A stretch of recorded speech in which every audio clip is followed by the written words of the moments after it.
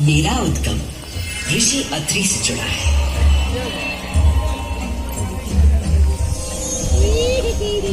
जो सप्त ऋषियों में से एक है।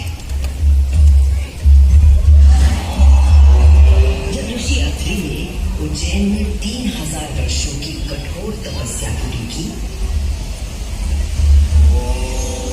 और अपनी आंखें खोली तो उन्होंने देखा कि उनके शरीर से 2 महान प्रकाश धाराएं निकल रही थी।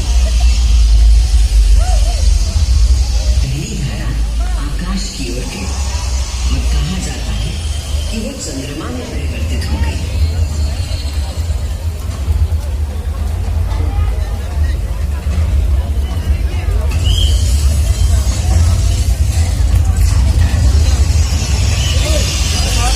दूसरी प्रकाश धारा पृथ्वी की ओर गई और उसने मेरा रूप धारण कर लिया और उस प्राचीन काल से बहती आ रही में इतिहास, आध्यात्मिकता, दिव्यता की कहानियां अपने साथ लेकर, कहानियां महाकाल की जो विश्व का आदि और अंत है, जीवन का आरंभ और समापन जिनकी इच्छा से होता है, जो इस विश्व की निस्तब्धता और ध्वनि दोनों है।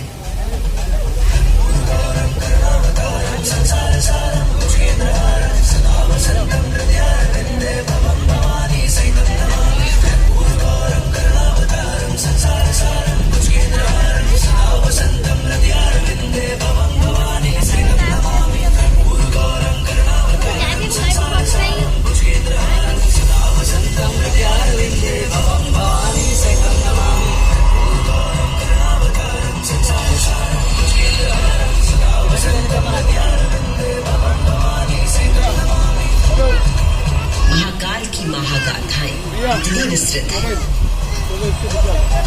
कि वे काल और अंतरिक्ष की सीमाओं को पार कर सकती है।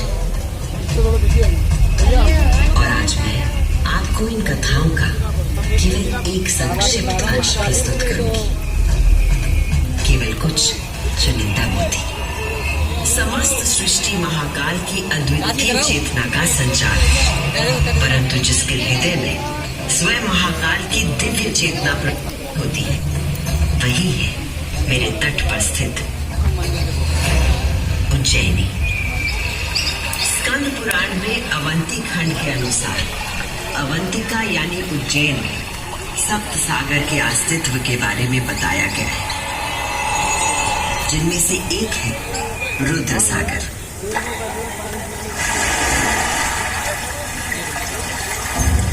वही रुद्र सागर जहां आज आप सब विराजमान हैं, जहां पर अनादिकाल से ब्रह्म कमल खिला करते थे,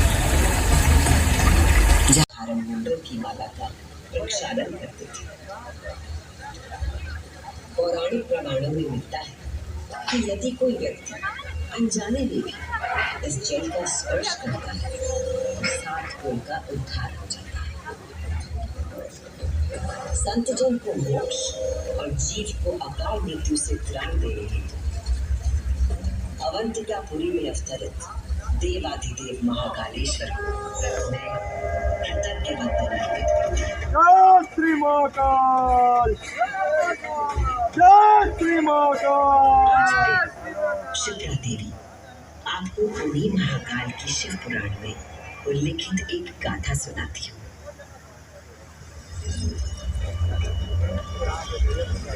ब्रह्मांड के इतिहास में हमारी आकाश गंगा में भगवान ब्रह्मा और भगवान विष्णु के बीच श्रेष्ठता को लेकर प्रचंड विवाद हुआ।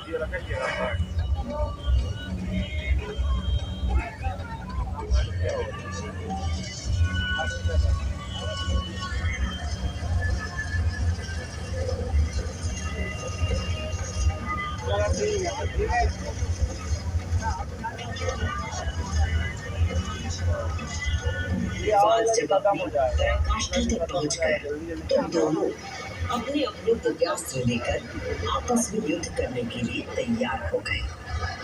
स्वर्ग में हाहाकार मच गया।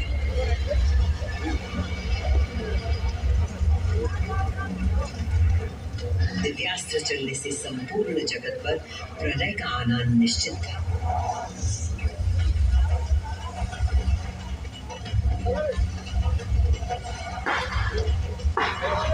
दिव्यास्त्र चल रहा है।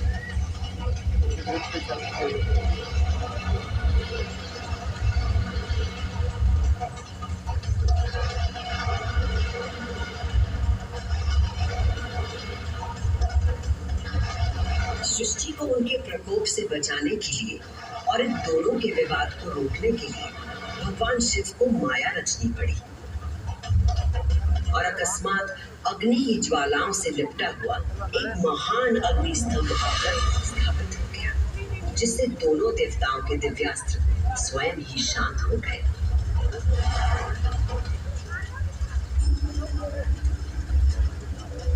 एक ऐसा अग्नि स्तंभ जिसका ना कोई आदि था न अंत था। दोनों देवों ने अनुभूत किया कि स्तंभ के पीछे निसंदेह कोई अद्वितीय अलौकिक शक्ति निहित है। वे दोनों बोल उठे, हे महाप्रभु, आप हमें अपने यथार्थ रूप के दर्शन कराइए। तब उस स्तंभ से महादेव स्वयं प्रकट हुए।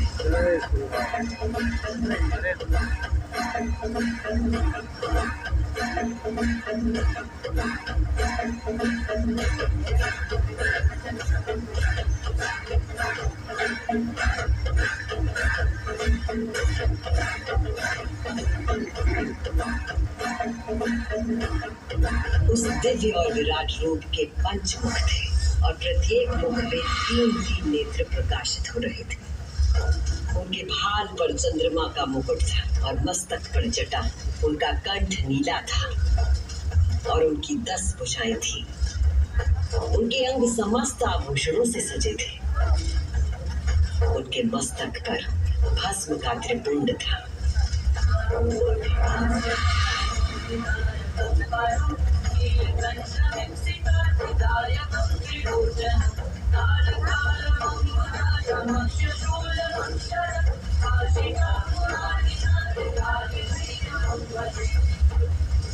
महादेव ने ब्रह्मा और विष्णु से कहा, सूर्यश्रेष्ठ ब्रह्मा जी, आप मेरी आज्ञा से सृष्टि की रचना करें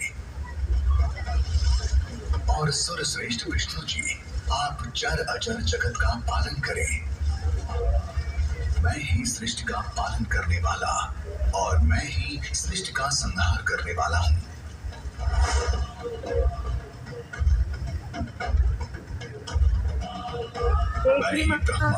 दर्शनार्थी ध्यान दीजिए। स्वाति जी और राधिका जी जो कि अशोकनगर से आएंगे, सविता जी और राधिका जी जो कि अशोकनगर से आएंगे। आप मंदिर परिसर के आसपास जहाँ कहीं भी है, शीघ्र अतिशीघ्र गेट नंबर 1 अवस्थिका द्वार के पास पहुँचे। आपके परिजन यूथ जी आपका इंतजार गेट नंबर 1 अवस्थिका द्वार पर कर रही है। जय श्री महाकाल। ये कहकर भगवान शिव स्वयं पृथ्वी पर लिंग के रूप में स्थापित हो गए। उस पल से इस लोक में लिंग पूजा का विधान प्रारंभ हुआ।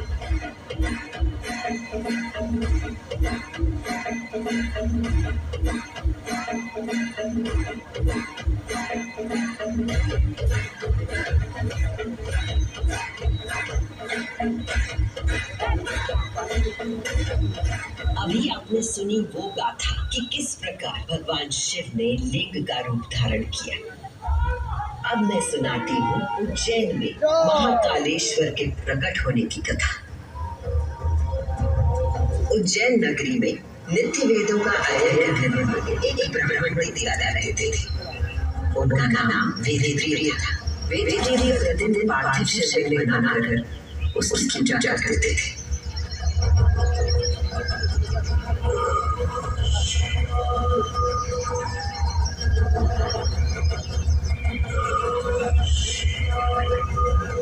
वेदप्रिय के शिव पूजा पारायण और भगवान शिव में आस्था रखने वाले 4 तेजस्वी स्तोत्र थे।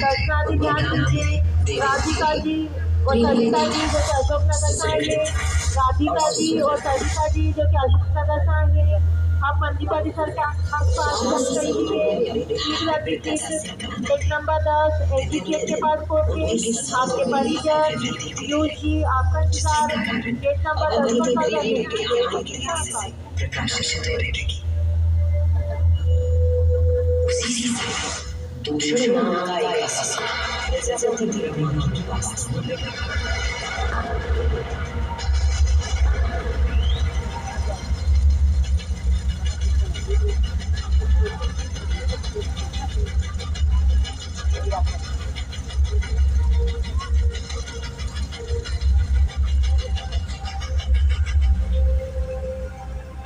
ब्रह्मा जी से अजय होने का वर मांगकर दूषण वेद धर्म और धर्मात्माओं पर आक्रमण करते हैं।